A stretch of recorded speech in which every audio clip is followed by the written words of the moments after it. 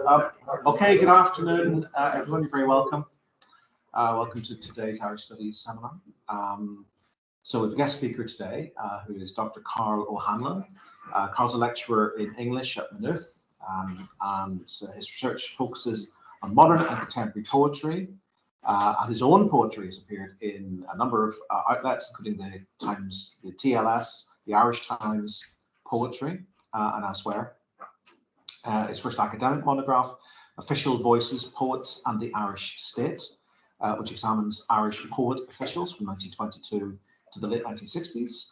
It says here is forthcoming, but it has come out, is that right? No, it's coming out in September. In September, right. That's with Liverpool University Press.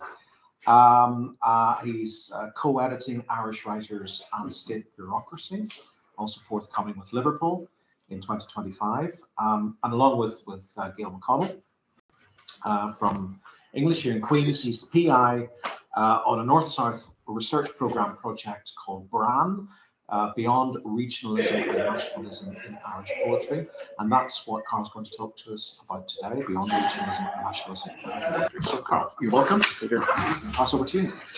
Thank you. I'm really grateful to Peter and to Cathy Devlin for graciously inviting me back to my alma mater and their smooth organisation in hosting this seminar. And it's a delight, if a little trepidatious. These cornices bring out the undergraduate in me. So particular flux of nerves that I hope to overcome by not looking at them directly.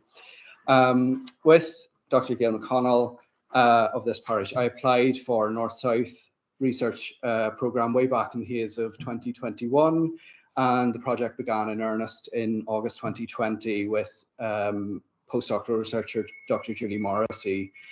Our roots travel widely.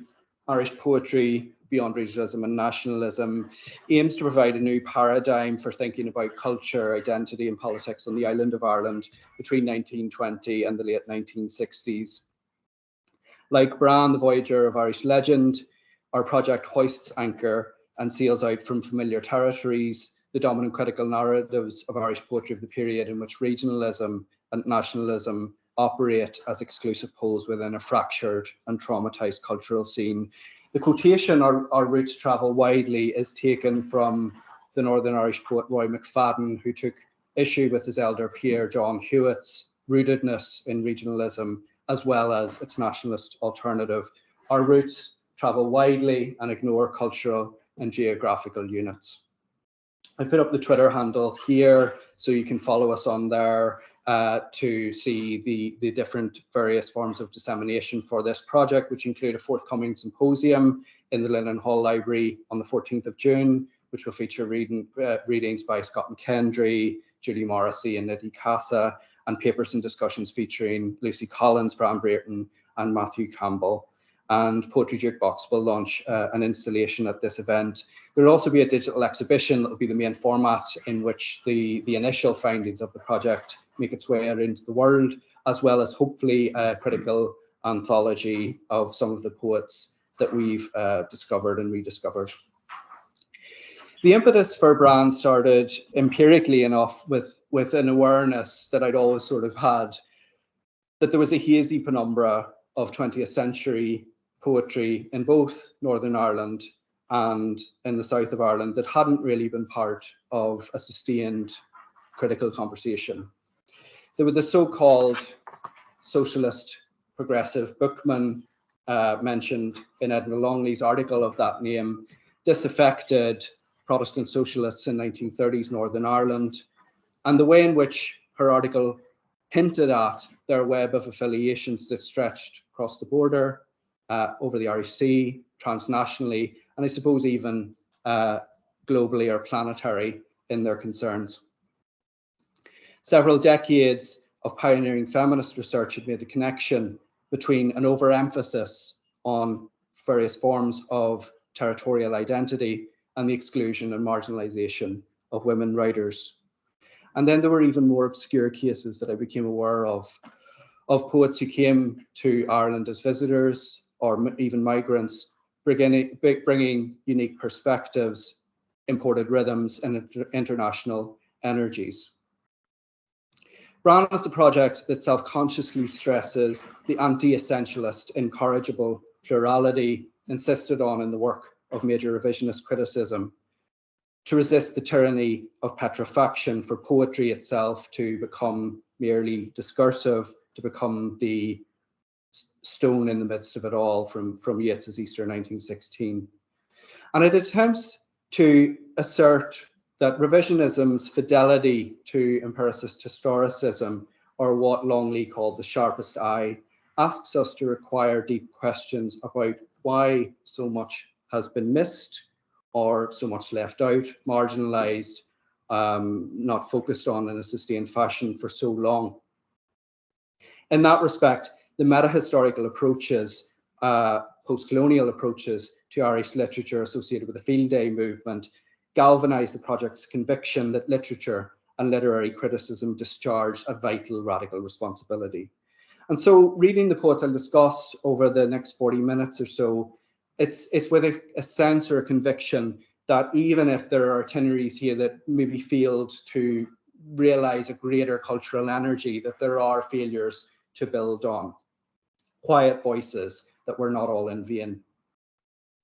BRAN emerges at a particular conjuncture, a quarter of a century after the Good Friday Agreement, and the quiet optimism of my friend and colleague Gail McConnell here, describing in her special 25-year anniversary event commemorating the agreement in the Abbey Theatre, in which Gail drew attention to the intergenerational trauma that's a legacy of that conflict and the responsibilities we owe to whatever comes after. And so, living in that space of whatever comes after, the stakes, it seems to me, have never been greater. The regional, the national, the union, the archipelago, the island are increasingly enmeshed in a series of convergent crises that require planetary thinking. The end of history might be here. We're on the precipice of the renewed threat of world war, the fate of international law, a refugee crisis, and the overarching backdrop of capitalist cynic climate change. The historical agreement required hope to do what must be done, in the words of Michael Longley's King Priam in his poem Ceasefire, and that hope is necessary once again. And it's in this context that Professor of French at Trinity College Dublin, Professor Michael Cronin, has pointed out territorial sovereignty, ideas of supremacy and proprietorial ownership over land, whether regionalist or nationalist, or indeed supranationalist or globalist, become increasingly exorbitant fantasies, if not downright dangerous. Territory is no talisman against crop failure or drought. Rising sea levels will enact new and more inveterate partitions that are physical and racialized. Nativism and nationalism pour old wine into new bottles in the context of a global refugee crisis. There is no union or a united Ireland on a dead planet, as Professor John Barry put it in a recent paper. Nostalgic dominion or post-colonial melancholia for old imperium over lands and peoples becomes diversionary, fearful, and increasingly violent. So in such a context, we have to let go of a desire for security in order to secure a livable future. Ernest Renan, in his 1882 essay, What is a Nation?, writes, forgetting, I would even say, historical error is an essential factor in the creation of a nation, and we might add region.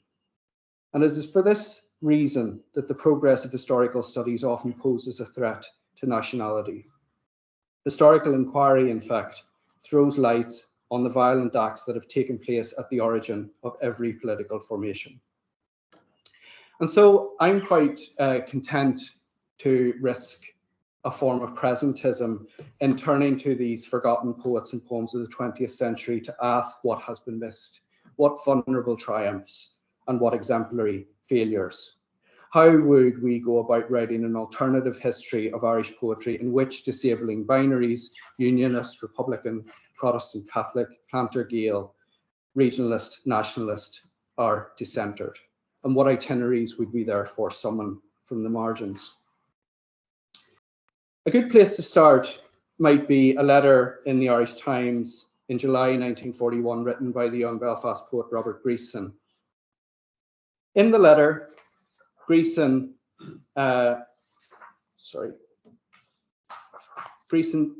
praised the editor of literary magazine The Bell, Sean O'Hanlon, for calling out the supposed recent decline of poetry in the 26 counties. Greeson attributed the current sterility to a wall of exclusive, in-looking nationalistic nationalism. He urged Irish poets to dispense with clique writing about Kathleen Ní Houlihan and Brian Boru, stressing that the elemental human values which are being trampled on by bomb and bayonet. Greeson knew that he was stirring up a hornet's nest. I say this, he writes, at the risk of being given a severe drubbing by hordes of indignant young men. And I'm aware that the mental and physical barrier between the two pieces of Ireland may have prevented me from seeing enough recent Southern Irish verse accurately to have formed a serious and reasonable opinion. And then, as if to underscore those mental and physical barriers, the letter was signed Robert Greeson, editor, The New Northman, the Queen's University, Belfast, 66 Stranmillis Road, Belfast. And then a waggish sub-editor run the letter under the title, A Bomb from the North. So although this pre-60s Northern Irish poetry is only beginning to emerge out of a sort of hazy penumbra, it's striking that as it does so, the critical framing for it remains beholden to an idea of regional distinction. In Guy Woodward's very welcome 2015 book on that particular era in Northern Irish poetry, it's taken as read that the advent of war impelled Northern poetry to define itself against Southern modes of expression. It's not surprising, given what we've just read, that in Woodward's book, as in an earlier essay by Nicholas Allen from 2003, Greeson's letter to the Irish Times has been taken as a significant statement, early statement of Ulster literary regionalism, preceding the more substantial and famous articulations by John Hewitt from the mid to late 1940s onwards, aired in prose and poems such as Overture for Ulster Regionalism, which he published in 1948, recommending obedience to the shape of the land, to the shifty weather with its crazy logic. So although sustained attention is finally being paid to Hewitt, Greeson, Roy McFadden, and other pre-Troubles Northern writers in the generation preceding Seamus Heaney, etc., the context for Greeson's letter has gone unremarked. From the early 1940s onward, he was a regular visitor to the Dublin literary scene, and he eventually settled there in 1943. This July 1941 letter was not composed in Stranmillis, where it purports to come from. It wasn't a bomb lobbed from the north. It was instead written in the home of Dublin modernist poet Mary Davenport O'Neill. Mary Davenport O'Neill shared Greeson's view that Irish literary writers were, quote, still too concerned with the mist that does beyond the bog, and egged Greeson on to write his antagonistic letter. The Mist That Does Beyond the Bog, as you probably know, was a 1909 satirical farce by Belfast writer of the Northern Revival, Gerald McNamara, the pseudonym of Harry Morrow, a liberal nationalist whose critique of nationalistic revival cliche was not necessarily synonymous with separatism. So the tendency to think solely in decades, to think along territorial lines, regional versus nationalism, is disrupted by the actual context of Greeson's literary Bomb from the North, which was in fact a collaboration with an Irish woman poet lobbed from the well-heeled suburb of Rathgar. In this secluded context for Greeson's letter, one glimpses alternatives to a more standard history. Disobedience, I suppose, to the shape of the land or any lands, cross-border collaborations, tentative negotiations of cultural sovereignty, and deterritorialized associations that take us beyond the exclusive, essentializing claims of either regionalism or nationalism. Even socialist critics reinforced the binaries at times. Writing in the London Connolly Association's left-leaning paper, The Irish Democrat, in December 1949, Dublin-born Jewish poet Leslie Dakin opined that the voguish regionalism ramp was a manoeuvre to take the guts out of genuine nationalism. There were, however, exceptions. Roy McFadden, young poet, socialist, and pacifist based in Lisburn, was somewhat unwilling to be recruited by John Hewitt to the cause of Ulster regionalism. In a self-interview published in David Marcus's Irish Writing in October 1951, McFadden fitfully disassociated himself from the regionalist identification. Instead, his poetry celebrated the voice that refuses to become the communal voice, speaking out of and for a community. The poems celebrate dissenting minds and the rejects of society. William Blake, the dog broken under the bus's wheels, the cyclist jerked from a suburb into the hemisphere of death, the murdered trees in the park with severed limbs clawing the air, the dying novelist haunted at the last by the need of revelation. The townland is the region of those who did not belong. There's been a great deal of scholarly attention paid to Sean O'Hanlon's Liberal Beacon, The Bell, a magazine which published Greason and McFadden on occasion, and which conducted a vital, spirited liberal assault on, quote, the enormous, ravelled, simple-minded web of isolationism, Gaelic revivalism, Puritanism, censorship, and the ignorance of and condescension towards writing from Northern Ireland. There's perhaps been less said about this region of those who did not belong, which not only attacks the reductions and caricatures produced by territorial sovereignty, but just seems to refuse to play the game at all. It belongs outside either nationalist or regionalist imaginations. Roy McFadden's case is curious, and his gravitation away from regionalism was gradual. His magazine, BRAN, which he co-edited with Barbara Hunter, begun in 1948 and wound up by 1953, announced in its first editorial its allegiances to regionalism. We are offering this region, Ulster, an opportunity to find its voice and to express itself in genuine accents in these pages. It's perhaps worth just pausing here to take stock and to state firmly that neither regionalism nor nationalism as products of political impasses and opportunities, neither do I mean to suggest are worthy of mere contempt or pure fear. For John Hewitt, regionalism was the corollary of nationalism's failures, a smaller unit to which one could give one's loyalty. Non-sectarianism, the whispering of roots, the rejection of aping metropolitan fashions, the sense of contact with realities that summon and define rather than simply overdetermine ideas of the self, democratic socialist resistance to centralization, and the working out of intimate shared sufferings. All of these structured the sensibility of regionalism as it was articulated by John Hewitt, and with different emphases, Greason and McFadden. But since disaffection was an ingredient of regionalism, it too quickly became a locus of disaffection. Like Louis MacNeice, McFadden had always maintained a dissentient attitude towards the Northern Irish state. I know these people and dislike much that I know. The loudish drums breaking the summer's evening, the tight fist and tight mouth, the slums of bigotry, suburban cant. By the 1950s, increasingly drawn to the region of those who did not belong, McFadden rejected Hewitt's regionalism.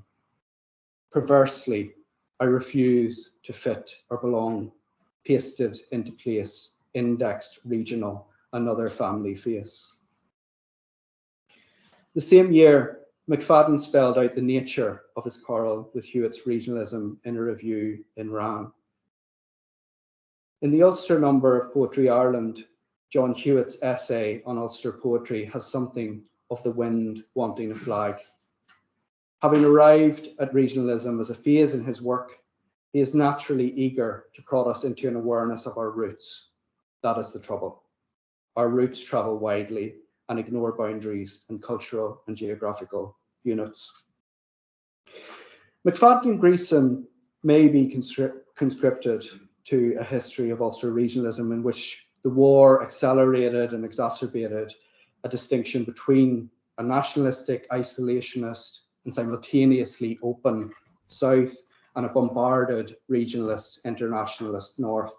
But it doesn't do justice to the actual cultural negotiations that are at work. I've already alluded to the fact that Greeson's regionalist bomb from the north was lobbed not from Stranmillis but Rathgar, and he eventually escaped, in his own words, to Dublin.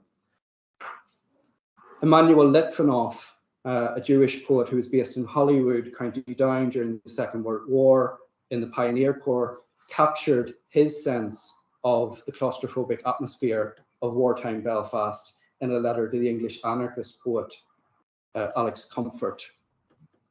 I don't know if you have any experience of Belfast. There's the International Club on a Sunday afternoon.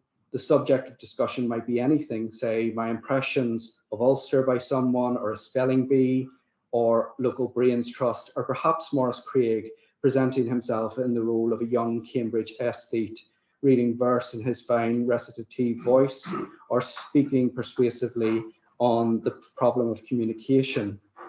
The audience is the same as last week or last year, well-dressed, well-mannered, superior-looking, listening with well-bred politeness and applauding at the right time. Anything goes.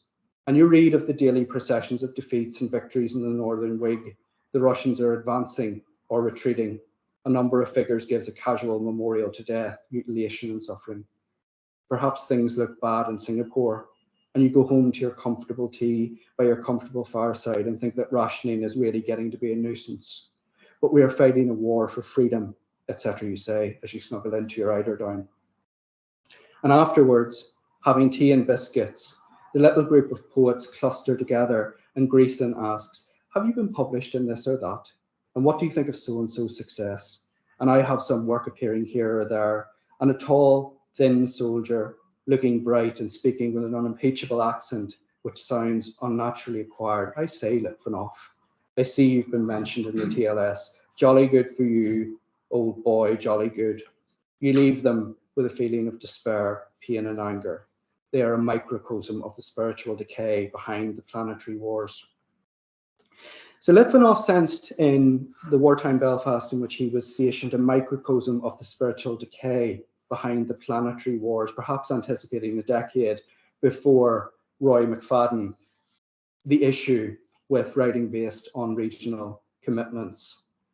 As McFadden put it in his 1955 preface to his collected poems, for a time I was attracted to the concept of regionalism, associated as it was with an idea of decentralized authority, until I recognized the danger of prescribed narrow boundaries fostering a reactive mini-nationalism.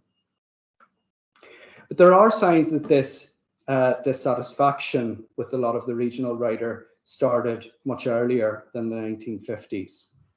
On the 23rd of October 1943, Greeson wrote to McFadden, I've decided I can't stand this bloody place no longer, so I'm transferring my office of activity and inactivity to Dublin, where I shall pursue or not pursue the Muse and social sciences at TCD.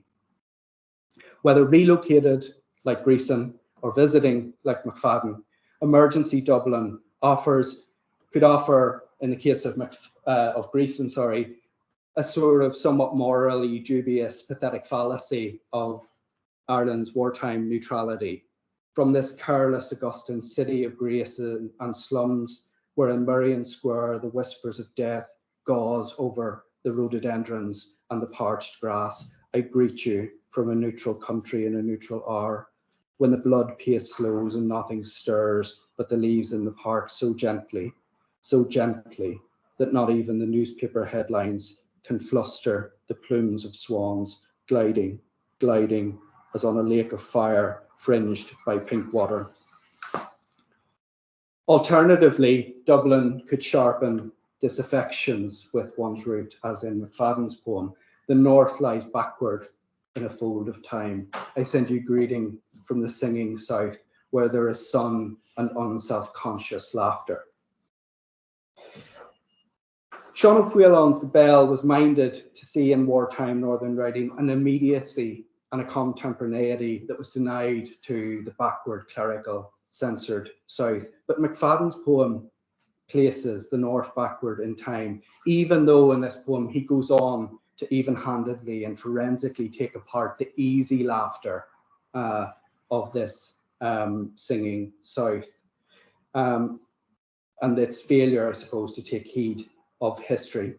So I suppose in other words, what I'm saying is the kind of what Edna Longley calls the barbarous nook idea of the North. That's a phrase from Milton, where he was looking across at the presbyters of the Northern Puritan Church. The barbarous nook idea on the one hand, or the boosterism of O'Hanlon on the other, don't really reckon with these kind of individual itineraries, with trying to work out, I suppose, a stance that didn't conform to either territorial claim or claim on one's sense of self. And the Litvinov picture isn't the whole story. The Litvinov, the cozy world of the tea and biscuits, and the kind of the microcosm of decay is not the entire story. In the 1930s, as Longley's progressive bookman touches at, there were interesting movements afoot within particularly socialist circles in Belfast. You can see here John Hewitt's wife, Ruby Black, drawing on the energies of French surrealism in an early poem that was published in a short-lived magazine called Irish Jewry, which was funded by Jewish businessman Louis Barnett for 3 mere issues, and then the rabbi thought it was too political and it was closed down. But it was a kind of wonderful sense of particular socialist and I suppose internationalist energies that flared and dissipated. On the left, Li Shi Wang was a Chinese communist poet who visited the Hewitts in the 30s, and he toured Belfast, went to the Mourne Mountains and wrote poetry in Chinese, which Hewitt then translated into English, and then went south to meet up with Peter O'Donnell and other socialists there, and to kind of galvanize people into a realization of what was happening in the Sino-Japanese War and the threat of fascism. So I think carving out some of these small trajectories, whether, as they say, they were negative, positive, or indifferent, is what interests me. And another thing that's been missing from the conversation has been a sense of cross-border literary collaboration and activity. In May 1943, Greeson wrote to Roy McFadden about our contemporary in Dublin, the Runa Press, from whom I heard this morning. And he quotes from their mission statement, which I'll not read in its entirety there. I don't know this lot, he says, but I feel instinctively that they are our opposite numbers. Throughout the mid-1940s, McFadden and Greeson published these Dublin-based poets in their own magazines, as well as British socialists associated with Tribune and the Labour Left, in ephemeral broadsheets, titles with the name of Ulster Voices and then later Irish Voices, which is even an interesting shift that I don't think I've seen discussed anywhere. One of the poems they publish is by a young civil servant, a socialist, Valentine Armonger, although of a very complicated and, how would I put it, non-conformist socialist type of a kind of individuating socialism. And he published this poem called Legend, an elegy for a young girl killed in Easter week 1916. So it's a demythologization of foundational nationalist mythology published in a Belfast magazine in 1943. After the revolution, in the blooded unkempt streets, we searched for her who had been absent a week. Oh, grief, break membranes. What if the personal loss transcends the public disaster? This innocent one cannot be found, although we have lifted the flags and stood at the street corners, calling her by name and asking about her. She will not return, but do not put crepe on the door. She will not be missed except by ourselves. Put a bowl of roses in her room and renew them frequently, and pray for her every year at Easter time. So here's one of those who belongs to McFadden's region, of those who do not belong, so long written out of the historical narrative. Ironmonger, a complicated socialist poet, directly revising the Rising some 70 years before the centenary events would turn to it, with the publication of Joe Duffy's book, for instance, Children of the Rising, The Untold Story of Young Lives Lost during Easter 1916. In Dublin, the Runa Press poets reciprocated by publishing Northern poets in their 6 quartos that appeared between 1943 and 1944. And it would be a mischaracterization to describe Runa as merely socialist. It published socialist-leaning poets, but it was nothing if not eclectic and certainly countercultural. Its co-editors were Ethna and Rupert Strong. Born Ethna O'Connell in Glensharrow, Limerick in 1923, Ethna Strong moved to Dublin to take up a civil service post in the hope of being able to fund a university education. She became involved in the Gaelic League. She met a young Englishman, Rupert Strong. They fell in love and she married, but only after her family abducted her with the help of the Legion of Mary, transported her back to Limerick, and then she had to cycle all the way to Dublin to reunite with Rupert. Rupert Strong had followed his mentor, Jonathan Hannigan, to Dublin from England in 1938. He was mightily active in socialist circles, and both Hannigan and Strong practiced an esoteric brand of psychoanalysis in their Monkstown group, which combined Freud and Christ. It was kind of Christianized Freudianism. And it was the start of the Irish Psychoanalytic Association in a house on Belgrave Terrace in Monkstown. By the late 1940s, the Strongs were living in a commune which included open marriage, 5 couples living together. They were polyamorous, an existence which must have scandalized even the very louche denizens of McDaid's and the catacombs. Ethna Strong gave birth to 9 children, and her daughter reflected in a recent interview that although Ethna went from a repressive regime into an apparently bohemian one, it too was actually repressive and patriarchal in terms of women. The Runa Press published a lot of work by the Monkstown group, a lot of it merits oblivion, but there were tendencies and aims unusual in Dublin poetry publications of the period. Strong's own poetry is limber, interesting uses of dramatic monologue, and quite unlike poets of the period. And among those published in the quartos is Ferdinand Levy, who is possibly the first Black poet to have a poetry collection published on the island of Ireland. And his contribution to Runa is a sort of subversive reflection on Irish racism, but here mediated by an Irish-American cop, the cop being Irish-American rather than Irish. Sprawled out in public park, nice warming sun, almighty God, just a line there, nice warming sun, big old Irish cop kicked me just for fun. Born in Jamaica in 1904, Ferdinand Levy lived for almost 2 decades in Dublin while studying medicine at Trinity College Dublin. His only book of poems, Flashes from the Dark, was published by Colm O'Loughlin's Three Candles Press in 1941. Levy eventually became a medical officer of health for the parish of St. James, Montego Bay in Jamaica, where he died in 1972. He lived in New York in the late 1920s. He knew many of the members of the Harlem Renaissance. Particularly, I think he knew Claude McKay, and he brought something of the Harlem Renaissance to Lower Baggot Street. Senator John Harold Douglas, at whose wedding Levy served as a groom, described him as a well-known personality in 1930s Dublin, patron of the arts, a poet of no small merit, and columnists leave impressions of a trim, immaculate figure with long cigarette holder, an inveterate first-nighter, quite a character in cosmopolitan Dublin.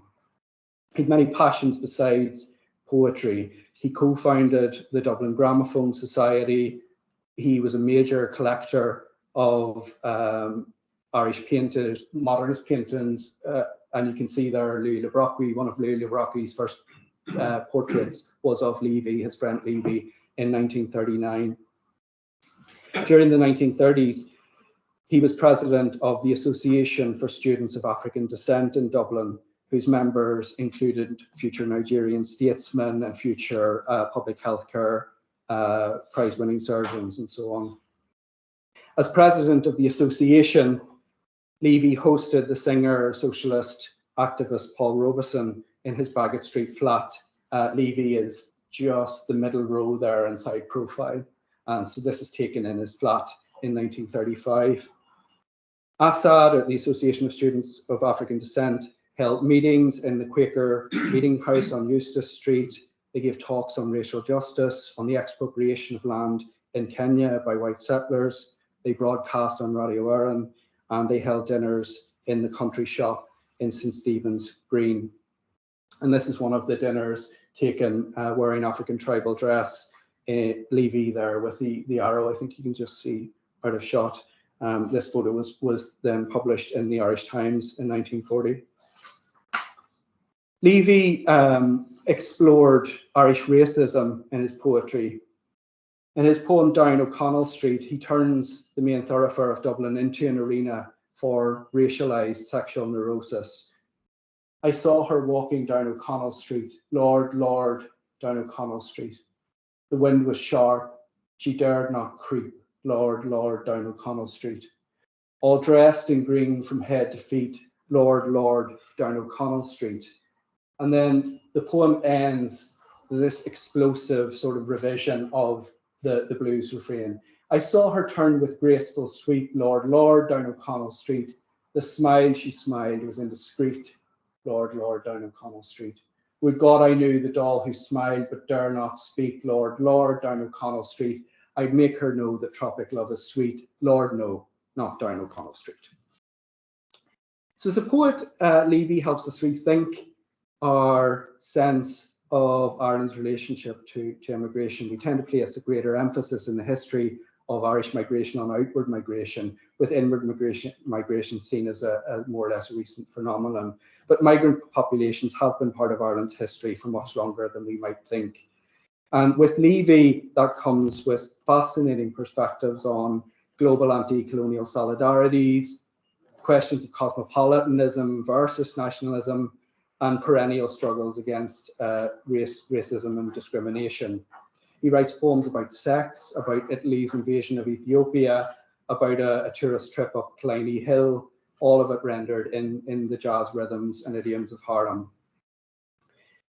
So I suppose, the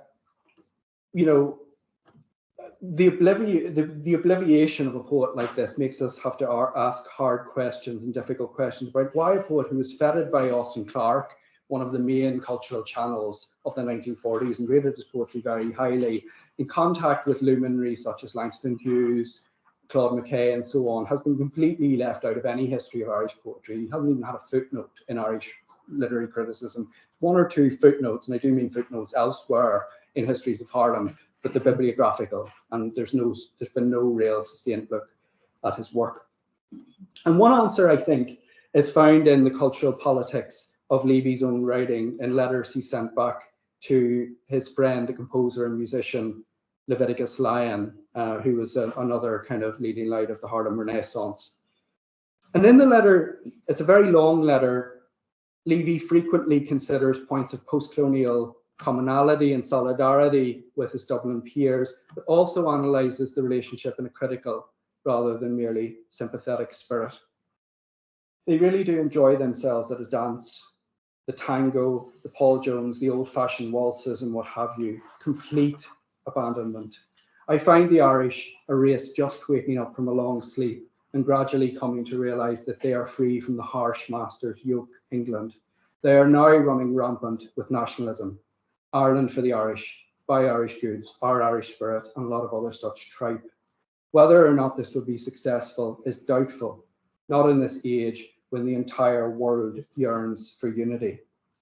If the movement is making any headway, I am yet to be convinced. There are other instances of him encountering clericalism, Irish Gaeldom, well-meaning Irish anti-colonial expressions of solidarity, etc., which he declines to flatter or reassure. These kind of clashes in these little fragments where he appears in the newspapers. If mid-century migrant poetry is one casualty of the exclusivity of national and regionalist territorializations, planetary thinking impinges on Irish poetry in other ways. There's a conventional narrative that it was the poets of the 1960s and 70s who finally began to reckon with 20th century genocide, to write out of the silence of the Shoah. But this again involves a degree of occlusion. The writer and socialist Leslie Dakin, son of Jewish refugees from pogrom in Eastern Europe, raised an early elegy to the victims of the Shoah in Lament from the Banks of the Ouse, which was published in the Irish Times. Across the splashing Sardas, muted slow, I seem to hear the brittle break of bones, where every day's a traurig Sontag now, spilt, spelt, as bloody Sunday on the stones. An Irishman's painted well the scene, and your helpless inoffensive gabardine. Curs lap up the blood and leave no traces. O gypsy folk, O Jews of Osherod, what has become of your exalted faces, crying in stony places to your God? Roll on, death's caravan. Comrade ghosts will greet you with the shade of Masaryk presides Can Collier. Deputies Czech and Pole and Ethiop will meet you, and Basque and Catalan arrived a trifle early along these trackways desperately trod. Roll on, Tsigan and Jew of Osherod. Perhaps even earlier than Dakin, the diplomat, poet, and modernist Denis Devlin translated French resistance poets into English and I think Irish, including Jean Val, who had written poems on a paper with a pen in the Drancy transit camp. He escaped from Drancy in a meat truck and then he fled to the US, where he met Devlin, who was ambassador in Washington, the Washington legation at the time. Translation itself is a means to rethink territory, to try to travel in multiple directions, to find one's native tongue, maternal language, or patrilingual affinities temporarily at a loss, embarrassed, and even enriched. Maura McEntee, who was the first female administrative officer recruited in the Department of External Affairs of the Foreign Service, was posted to Franco Spain in late 49, and the word Shifra at the back is written on this as well. While she was there in Spain, she developed an intense, sexualized but unconsummated relationship with a young endocrinologist called Fernanda, who was a survivor of the purges of Republican families under Franco and working as a locum for Franco's son-in-law. As Aiken has explored, a powerful sublimated attraction attended her relationship with Fernanda. Given that we were living in a kind of Kate O'Brien novel, it's not surprising that there was a lesbian element to this devotion. It certainly surprised no one in Spain. I've been asked to be more precise about this relationship, presumably by the people who were publishing the biography. Fernanda was a lesbian, I was not. Abnormally delayed adolescent that I was, I could still have been somewhat bisexual. I honestly don't know. The long days with Fernanda reading the Spanish classics together lingered with McEntee after she left Spain. And that summer, July 1951, her translation into Irish of Federico Garcia Lorca's La Casa Infiel, The Unfaithful Housewife, as it was rendered, appeared in the Irish magazine Envoy. I'll not subject you to some butchered Irish. And so I brought her to the river, thinking she was but a maiden when she had already a husband. The translation from Spanish to Irish of this frank, sexual romanchero poem by a gay writer problematizes any monological reading. The transference of the poem from one repressive Catholic country to another, a poem in which a poem written by a queer writer about a woman who hides her married status to have sex with a Gitano, is a subversive act in and of itself. And the translation, as you read it, trembles with a kind of queer potential. To read most of the major anthologies of 20th century Irish poetry is to wonder where one half of the population went. And the same is true for queer poetry. with prominent and early exceptions such as Oscar Wilde. Prior to decriminalisation, strategies of silence, cunning and exile, much more powerful than that described by James Joyce, were adopted by gay, bisexual and queer writers. In a May 1951 review of New American Poetry in Envoy, Pierce Hutchinson positions the queer against the national, taking gay writer Walt Whitman as a kind of queer parental figure. The greatest poet of America is still Whitman. Rediscovering this, I spent days on Leaves of Grass. Read it through and there's much punk in it. Whitman had a dream, an impossible one. He was the only great poet who roughed out a programme for heaven on earth and stayed great. The point is that the dream was not nationalist. It was of America, a place for all people to be happy in. Hutchinson was clearly thinking of the national in an Irish context as a place explicitly predicated on or necessitating for its very existence certain kinds of profound unhappiness, particularly in terms of gender and sexuality. Hutchinson goes on to say of Whitman's Song of Myself, there's nothing folksy here, nothing regionalist. Such aberrations and dilutions came after. To get this canny, offbeat allusion to a queer American writer, that charged word punk, situating it in an explicitly non-nationalist, non-regionalist mode of writing. And Hutchinson's poetry and reviews did, I found, draw homophobic responses. There was a letter from Florida by someone called Bernard Raymond, who attacked a review Hutchinson wrote of Juna Barnes' Nightwood and described it, the review and the book, as an unhealthy exercise in sexual inversion. And Hutchinson's reply denounced, quote, Raymond's moronic parade of intolerance. Raymond wants to know, is he unhealthy? Yes, very. In Hutchinson's early poetry, obliquity is everything. It's the scent of unseen jasmine or the glance at something out of the corner of the eye. And from one infatuate to another, he ends with a calculated risk.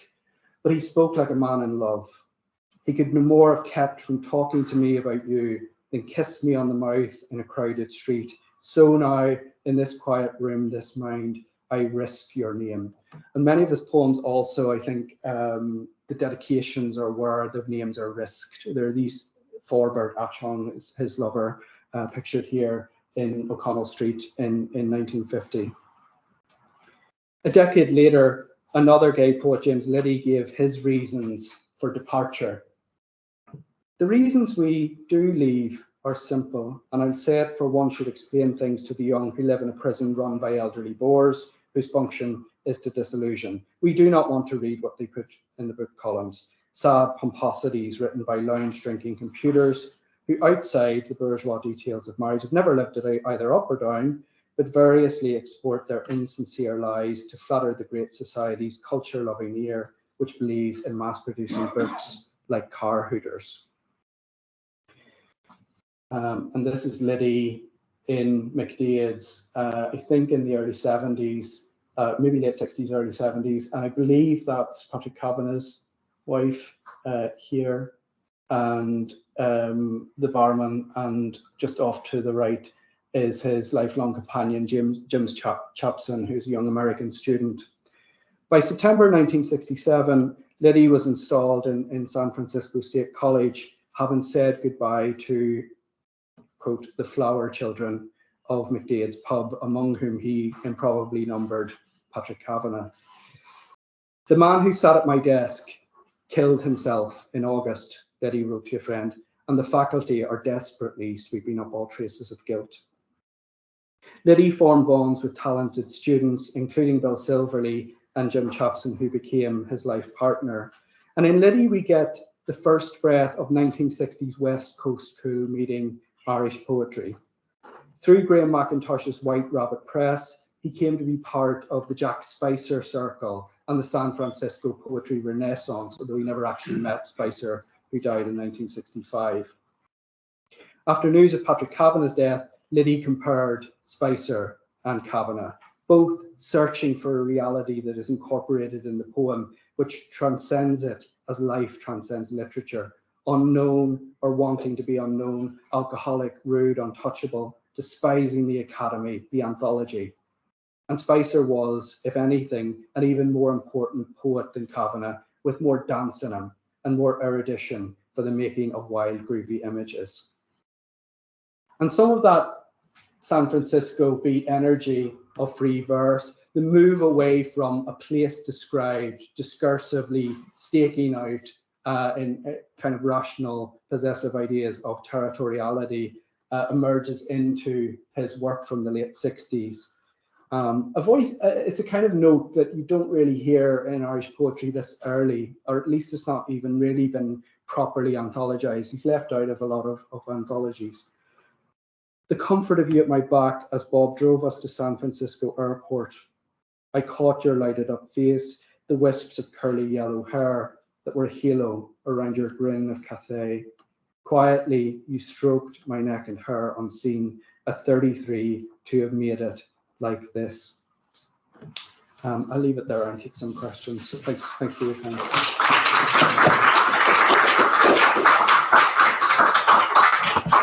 Excellent. Thank you so much, Karl.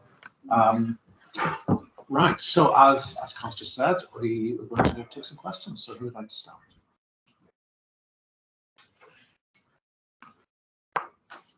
Oh. Yeah, that was fascinating account. One thing you don't mention is any attempt to construct a canon. I was thinking particularly just at the end of your period, the poets connected with the lace curtain, the Michael Smith coverage. Yes. And their whole argument is that Irish poetry is unhealthily shadow, the shadow of gates. Yeah. And they're looking for others. They talk about Kavanagh. Actually, Michael Smith showed an interest in Mangan. But then they also look outside Ireland, people like Machado and so on. Yes. Whereas, the people you're talking about, like Grayton and so on, when they try to carve out a distinctive poetic identity, who are their models? What canon they construct to explain what they're doing? Dakin's an interesting example because he does anthologize in the 30s, quite infamously, I suppose, in a socialist volume called Goodbye Twilight, in which he bids farewell to the Celtic Twilight. Was reviewed by Louis MacNeice and John Hewitt in socialist, well, in Hewitt's case, certainly in a socialist paper. And I think Hewitt says something like, Dakin forgets that the struggle, it was subtitled The Songs of Struggle, that the struggle is being fought out in Sandy Row in the Short Strand. In other words, he completely left out the North, but also Hewitt felt that the kind of familiar balladic impulse was very much young Ireland and nationalistic, and it was a kind of socialism rerouted into a form of nationalism, and then lost its potentiality because of that, and also just rated it as really bad aesthetically as well. I think there's just a much broader conversation about international energies more generally that your question just prompts me to go away and think about. Actually, Smith, that you mentioned, the lace curtain in the 60s and 70s, Liddy was in their kind of ambience as well, but they were going back to the modernists to the 30s, like Dennis Devlin and so on, and they were obviously translating a lot of French poetry into Ireland. And in Devlin's case, I mean, he translated French surrealist poets into Irish, which was a completely alien act of subversion at the time. So there is much more to be said, I think, directly about canonicity, but absolutely this project is really about those questions of canonicity. And I suppose what I'm hinting at is that although we've had decades of revising the canon, there are still voices that are falling between the gaps. And my sense of it is because we are still thinking in these kind of territorial modes, and that even what I've presented here is limited, and where that it needs to kind of be broadened out as well into linguistic contexts that I haven't only alluded to, but not really directly mentioned today. And the other big name the lace curtain people cited who didn't mention was Brian Coffey. Yes, but Coffey, Devlin, and I suppose Beckett, who hasn't thought of as a poet, all kind of clustered around the International Surrealist Exhibition in London in the 30s and had been in Paris the preceding years. And it's even interesting the fact it isn't, like his poetry isn't on the horizon still to some extent. Yeah. Okay. Thank you, that was really interesting. And I'm kind of interested in the final part where you talk about James Liddy and being in San Francisco and so on. Many of the periodicals in which these poetry is published were seemingly island of Ireland, the ones you cited anyway, Ron, Boy, The Bell, etc., etc. So I just wondered if any of these people were publishing beyond the island of Ireland, and presumably they were publishing in Britain, but also further afield, other English language periodicals. One of the kind of, when you go in with a kind of a sense of purpose and hoping you'll find something that isn't there, is that when I looked at a lot of, I suppose, post-Second World War literary magazines that were popping up in places like Ghana and India, Quest, Bombay-based magazines, Calcutta magazines, Ghana, Nigerian magazine Black Orpheus, these kind of amazing journals. Yeats is really their point of arbor. There isn't really that connection or cross-cultural energy. There are traces of it, and James Simmons, who founded the Honest Ulsterman, went out to teach in Nigeria in the 60s and was involved in Wole Soyinka and so on. So there are traces, but they're very slight from what I've managed to uncover. But to answer your question,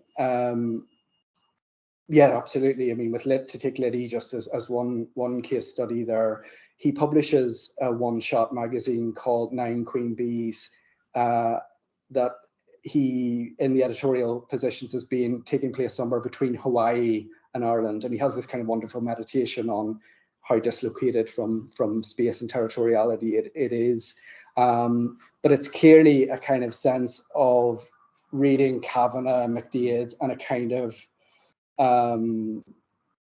largely quite alcoholic pub culture into the San Francisco scene and kind of making the two things weld and match when they don't really, other than through the personality of James Liddy.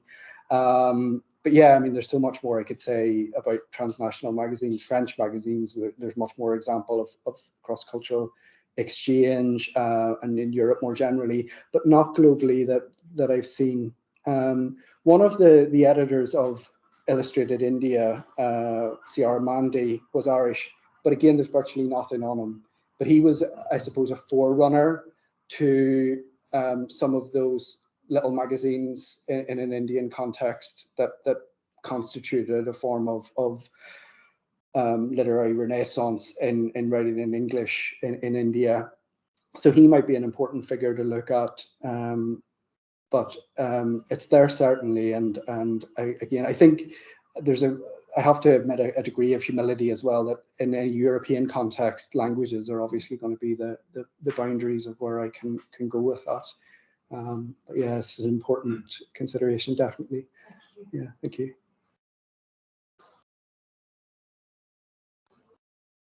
I really enjoyed that. I've taken so many notes, and I'm impressed with the project. And I was just going to add that I think in terms of the Irish language scholarship, there probably is some interesting points to support the project. I think even when I read the title, I was thinking of Sean O'Riordan and his diaries famously. I suppose insulted poets writing in English during his period for being too obsessed with Irishness. And there's a sense that as an Irish language poet that connection didn't need to be there. And even his library has more Spanish books in his later life than English books. And so I think there's an interesting outward looking in with the main poets. And then just another thing that struck me in terms of this period, in terms of Irish writing in Ulster, there's absolutely no scholarship on it. So there's a whole kind of gap there in terms of what's absent. And there's issues there in terms of the journals, the prevalence of Munster Irish, and also then the prevalence of the canonical writers from the Donegal Gael. But that is a gap that I can't even say we can help you out with, because there's nothing there. But I think going forward, I hope that this project can open up maybe questions for other scholars and things like that. Is it Pádraig Ó Brionn is the writer I'm thinking of in Canada, Oh, right, yeah. who has that kind of interest in sort of transatlantic sweep as well, with the contribution to Irish language poetry. And then Pádraig Ó Brionn as well, there's that kind of famous spat between him and Daniel Corkery over exactly the question of where nationalism fits into the linguistic consciousness as well. And in Humanitas, his magazine, that was much more, I suppose, thinking about a broader European literary inheritance, and wasn't necessarily well received. Yeah. But yeah, no, that's great. I'll follow up with you some of those. Oh, That's okay. No, it's not bad, but I think it's brilliant. And, yeah, that's good. Thank you very much. Yeah, one of the criticisms that's often made of historians is that we engage with the nation state as the kind of the unit. I'm just wondering, in terms of compilers of anthologies, is there a kind of imperative that you use the nation as the organizing device for selecting authors to include therein? Is it very difficult, in other words, to have a thematic anthology? Do you mean in this period in particular? I would say, yeah, post-World War II, let's say. Yeah. I suppose they do tend to. I mean, there's the famous or infamous case of Seamus Heaney being included in an anthology of British poetry, and that's supposed to have prompted My Passport Screen, that famous line of rejecting it and so on. So they're always kind of navigating these questions of inclusivity, exclusivity along territorial lines. There's a really interesting, actually, I suppose, regionalist anthology that was proposed by an American poet called Norman MacLeod, who was on the left of American politics, and he wanted to co-edit with the modernist poet Dennis Devlin an anthology that would take in Scottish poetry, Welsh poetry, Irish poetry, and not English poetry. So and it was going to be called a Celtic anthology. And so that's a kind of interesting example of where it's moving along semi-national lines, but not recognizable, in some ways leaving things out. I think that imperative is always there, it's still there. And I think it would be good if it were otherwise sometimes. But yeah, I suppose it falls along the same questions of the historian of what's manageable, how to make it coherent, and so on. Like I want to be clear that that I'm not using either regionalism or nationalism as pure stalking horses, either Hewitt's version of regionalism or so on. That I respect them in thinking about what was involved in it and what was at stake for it for him.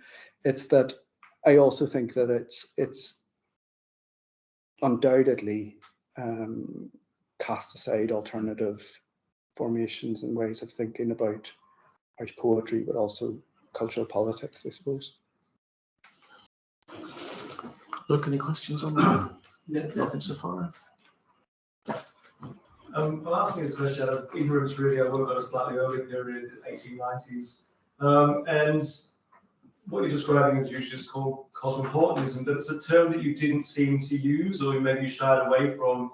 Is it a term that you feel uncomfortable using in this context to describe the poetry that you're looking at? It's a particularly loaded or freighted word in the 1940s and 50s that doesn't fit because these are socialist writers and they have issues with the cosmopolitan as a framework. So can you maybe talk about why this is beyond regionalism and nationalism rather than sort of cosmopolitanism?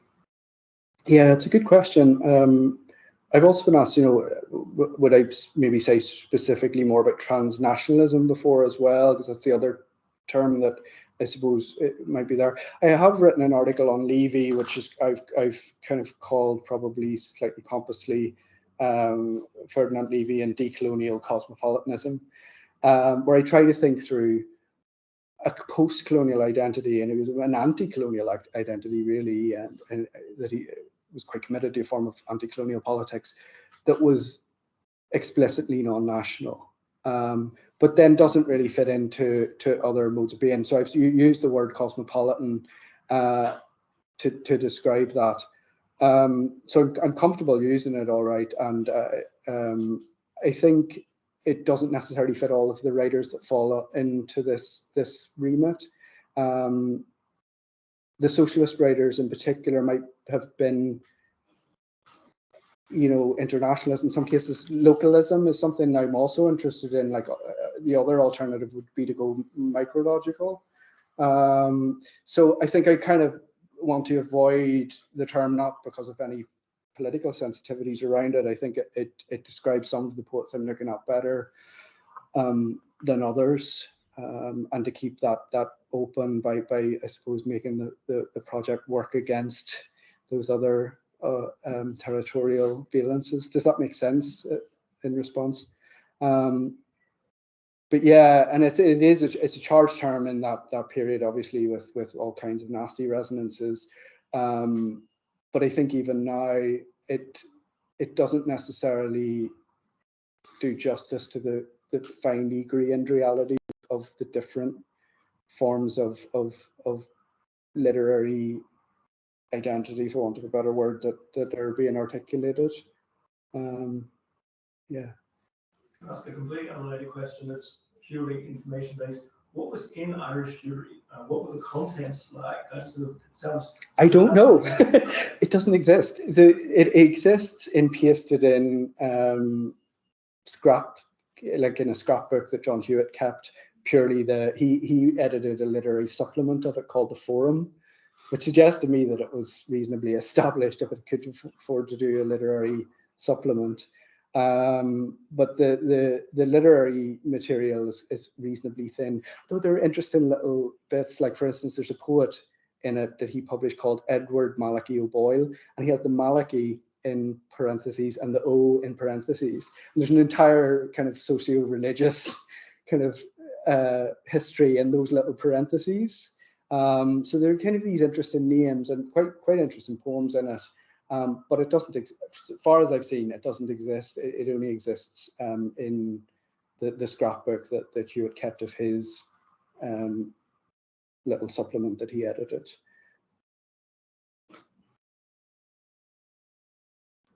Do you have any other questions?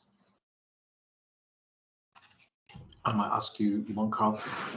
So, I mean, you've written before about bureaucrats who are also poets in your previous book. Presumably most of the people you're talking about today are, you know, poetry is not a profession, it's an occupation. But at some point, that changes. You know, you've got state funding of poetry. I don't know what it is now, comes in, the Arts Council of Northern Ireland, university employment of poets. Is that a much later development, or does it impact on any of the people that you're talking about? Does it transform their relationship with the state and with the region when those kinds of funding become available? It's a really, really interesting question. I'm not sure I'm going to be able to answer it very articulately, because it's a good question and it's one I'd have to go away and think about. Certainly the forms of activity that I've seen, like, I'm a bit of there's probably a reactionary nostalgia there, but I do look at these passion projects in archives and I go, my God. Like, there's a magazine that Armonger, the poet who wrote the Easter 1916 poem, was involved in, called Surge. That was a little theatre group in Dublin. They were socialist. They were affiliated with the Left Book Club in London. And we have their archive in Maynooth. It's just been given by the O'Brien Press family, the family that run the O'Brien Press, because Tom O'Brien was one of the founders of the theatre. And there's just this kind of wealth of passion in those boxes, of unpaid labour, of organisation, of fractious quarrelling, all sorts gathered. And I'm sure it goes on. It's just I don't see much of it in my university. So I think there is a loss there. That said, you know, there are also like a lot of these poets I'm working with, they only published one book. Like Levy only published one book, and then he had to go and become a doctor. And you know, I had someone sort of say they didn't really rate his poetry, and I thought, well, do you rate Yeats's first collection Crossways? Can you know, quote me some of the lines from that 1880 volume by Yeats? Because I think where would he have went had there maybe been more stable venues for publication? He was only published in one Irish magazine, and there were, as I say, just that one volume of poetry. So there are losses and gains, I suppose, with it. But I do look at those magazines that flare up and disappear. They're there. They're coming back. I mean, the magazines are back. They're actually struggling. They've been there for the past decade, really back in force. Actually, literary magazines.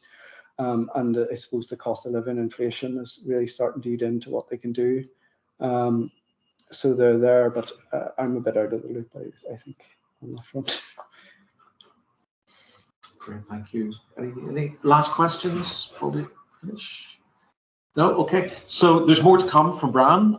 You're back in June, is that right? Yes, we'll be in the Linen Hall on the 14th of June. So if anything that Karl said today has stoked your interest, do come along to that event in a couple of months' time.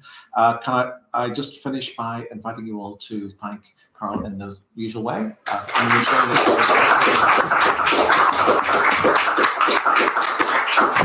Great, thanks very much, everyone. We do have another seminar next Monday. It'll be on a historical theme. Aidan Enright, former PhD student here, is coming back to talk about his new book on Charles Owen O'Connor, the O'Connor Dawn, and liberal unionism and Catholic liberalism in late 19th century Ireland. So that'll be in a week's time. Thank you. Thank you. Thank you. Good to see you.